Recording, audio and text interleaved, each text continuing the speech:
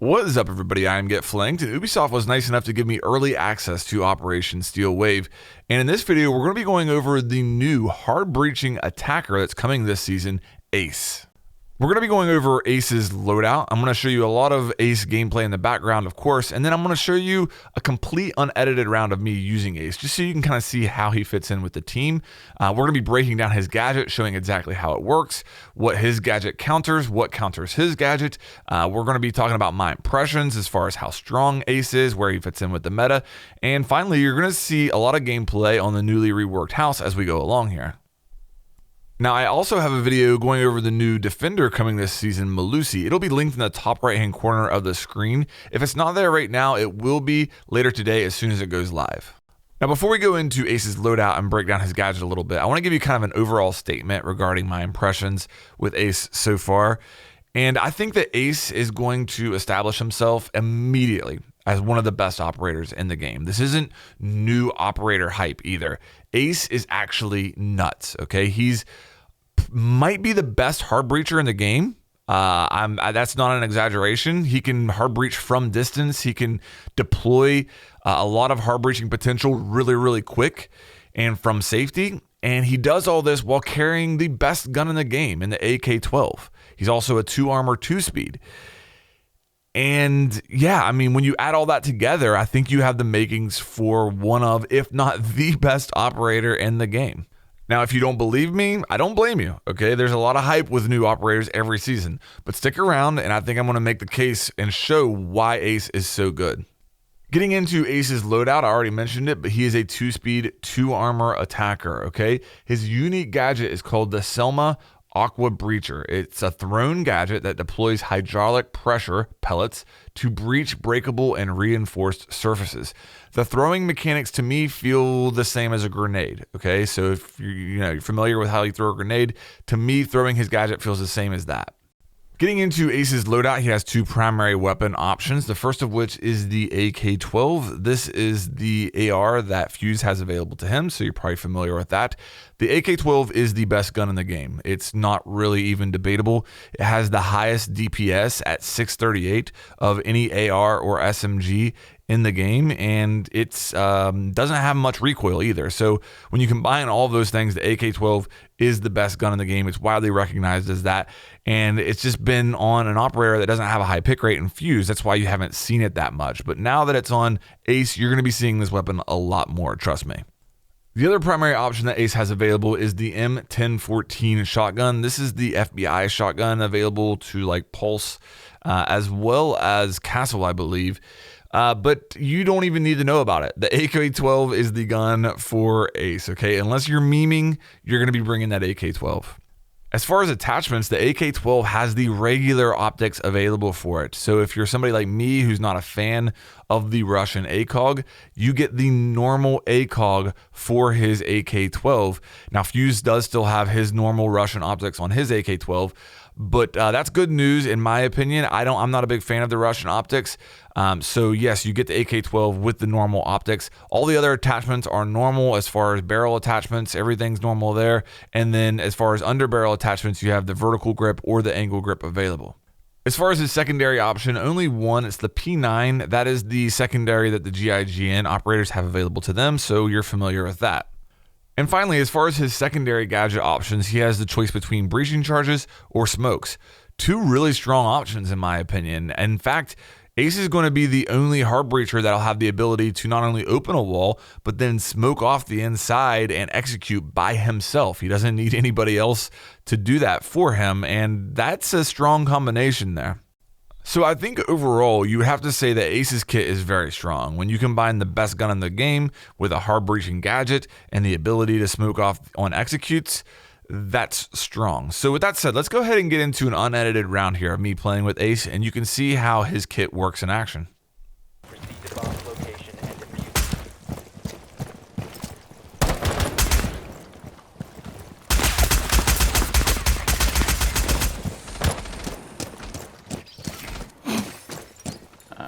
Not it. I think they want to C4 you. Good to use as an experiment. Oh, sorry. Oh my god. I'm literally giving away your position. I'm just sneaking through kitchen. Oh, Disabling electronic.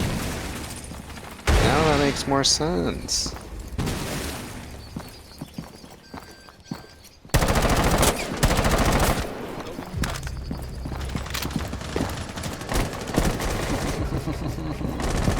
There's two below the cabin lobby. I think they're coming red. Definitely probably.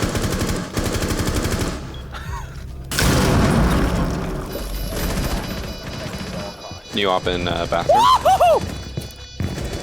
Red. Oh no. Wait for the clip. Was that bathroom dead? Yeah. Okay. I'm watching top red if you watch connect. Oh, he's prone top red.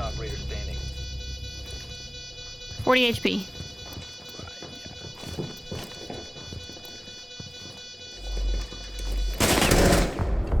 That sounded like it was not there to me. Okay, so hopefully you can see there why I'm so high on Ace. I mean, you combine the ability to open that wall from a distance with the high fragging capability, and I think you've got the makings for a really good operator here. Let's go ahead and start breaking down this gadget now and showing some of the interactions and exactly how it works.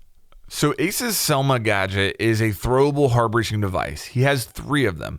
Each one deploys in 3 stages. So if you throw one of the Selmas against a hard or soft wall for that matter, it'll deploy vertically in 3 stages. Each stage opens up its own hole.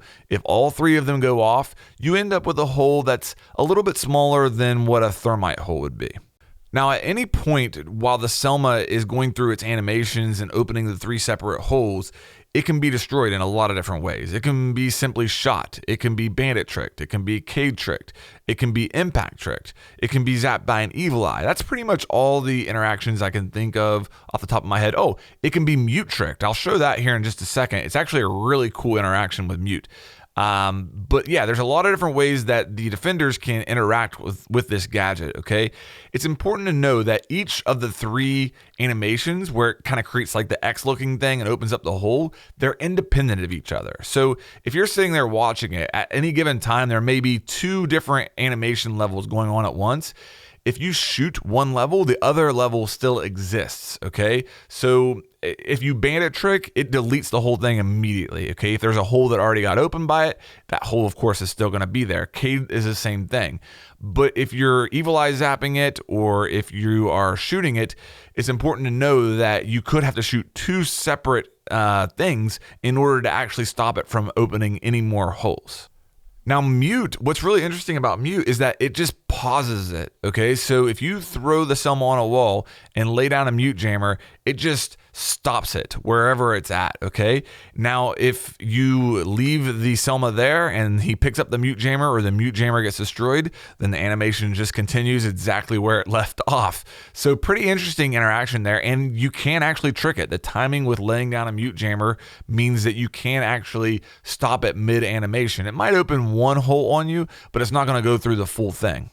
The Selma can also open reinforced hatches. However, it requires 2 of the gadgets in order to open a reinforced hatch. Now keep in mind he has 3 total, but if you place just one Selma on a hatch, it just makes a hole. The second one opens it completely.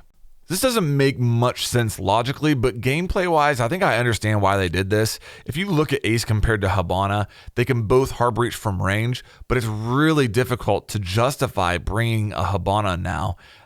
It just is. So I think I understand why they did this with the gadgets, just so he can't go around and open every hatch as well as a full wall. You know, if he's going to open a hatch, it's going to require a pretty big investment from his utility. Now, his gadget will actually destroy deployable shields as well as evil eyes.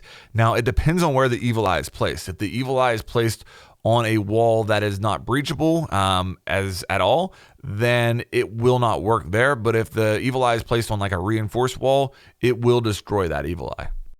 The Selma gadget also has the potential to open holes vertically in soft floors or ceilings as well. If you throw one on a ceiling, it will open a small hole.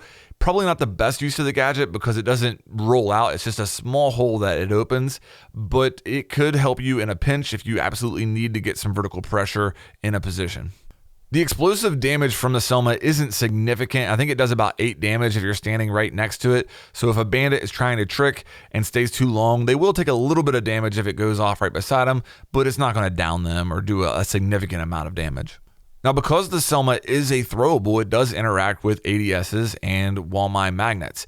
The ADS just disintegrates it like it does every other gadget. Wall mine's gadget will attract it to the magnet and then get rid of it. That's very important to know. We tested this and it doesn't allow the Selma to activate on a hatch. Like if you place a magnet on a hatch, it just attracts it there and then gets rid of it. It doesn't activate the Selma at all.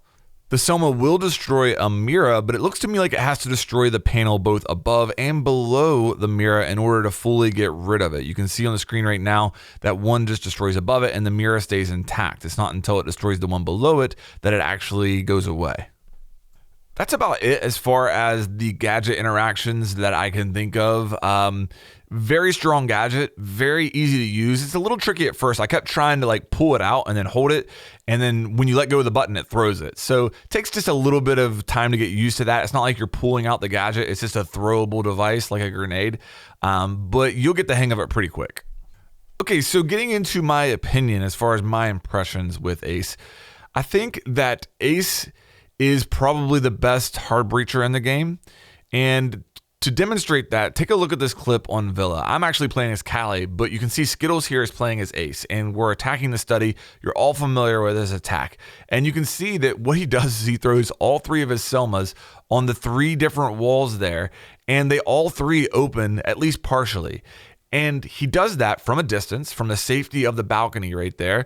And there's really no chance for the defenders to bandit trick or impact trick there and get all of them. I think they do successfully bandit trick or impact trick something there because they don't all open, but you can see they all at least open one hole, and then there's a full hole in the bar side. And you just look at that as the potential and compare that to Hibana or Thermite. You know, Thermite would have to be in there actually trying to do that. He would actually have to place his exothermic charge and then place it on the other wall, and that all happens, you know, really quick.